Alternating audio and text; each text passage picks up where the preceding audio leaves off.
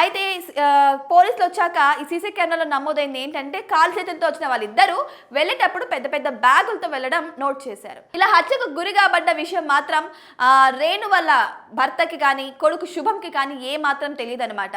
So యథావిధిగా వాళ్ళు నార్మల్గా ఫోన్ చేస్తారు కదా భార్యకి, ఫోన్ చేసిన ఎన్నిసార్లు ఫోన్ చేసిన భార్య ఫోన్ ఎత్తకపోవడంతో వాళ్ళు టెన్షన్ పడి ఇంటికి వచ్చారు.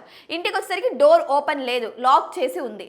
సో ఏంటా అని టెన్షన్ పడుతున్న వాళ్ళు వెనక వైపు దారి నుంచి ఒక ప్లంబర్ని తీసుకొచ్చి ఆ దారిని ఓపెన్ చేసి లోపలికి రాకేష్ వెళ్ళడం జరిగింది. అదే రేణు వాళ్ళ హస్బెండ్.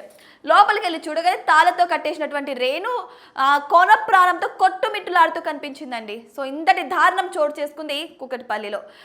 కాబట్టి ఇప్పటి కాలంలో కనీసం మనల్ని మనమే నమ్మలేము, అలాంటిది ఎవరో ముక్కు తెలియని వాళ్ళని తీసుకొచ్చి ఇంట్లో పనికి కూడా పెట్టుకోవాలంటే ఒక్క క్షణం ఆలోచించండి. వాళ్ళు ఇంతకుముందు ఎక్కడ చేశారు, ఎలా చేశారు, వాళ్ళ నేటివ్ ప్లేస్ ఎక్కడ, వాళ్ళ బ్యాక్గ్రౌండ్ ఏంటి అనేది కనుక్కొని పెట్టుకోవడం బెటర్.